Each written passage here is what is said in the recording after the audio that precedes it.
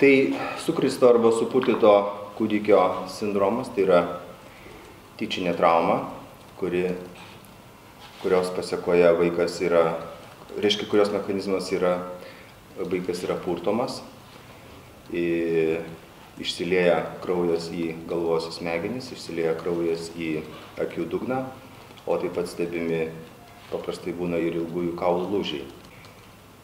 Kuom būdingas supurtyto kūdikio sindromas?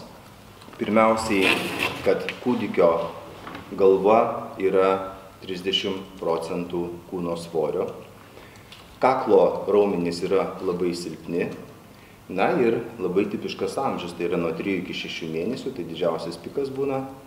Ir mes turbūt visi atsimenam tas nerames dienas, tas vadinama 100 dienų kolika, kada kūdikiai būna neramus, jiems dažnai būna pilvo diegliai ir tiesiog tai išprovokuoja kai kurių tėvų agresiją.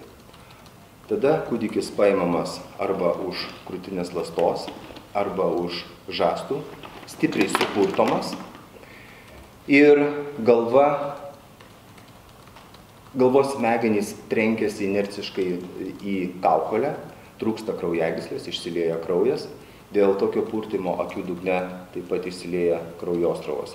Ir neretai būna tai, kad supurčius kūdikį jisai metamas vėlgi išcentrinė jėga, panašiai taip, kaip mums vyksta autoavarijos metu važiuojant automobiliu.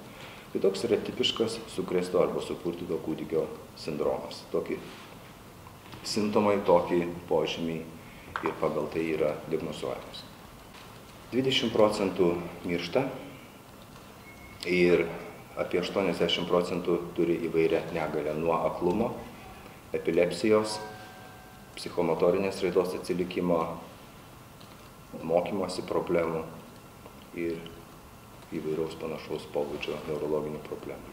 Bet šiaip paprastai tai būna tyčinis vaiko sužalojimas. Tyčinis. Gaivina? Mes ne vieną kūdikį gaivinę, bet nieko panašaus neteko patirti gaivinant. Galbūt dėl nemokėjimo gali tai pasidaryti, kad tiesiog netinkamai gaivinam? Šitas versijos labai dažnai skamba iš tėvų, bet mes esame medikai, mes diagnozuojame. Pagal klinikinius simptomus mes ir rašome arba sunkią galvos smegenų traumą, arba supurtyto kūdikio sindromą. O jau policija, prokuratūra aiškinasi, kaip tai galėjo įvykti. Mūsų misija nustatyti. Be abejo, 3-6 mėnesių kūdikiai jie nevaikščioja, jie nevažinėja dviračiu ir negali patys save susižaloti.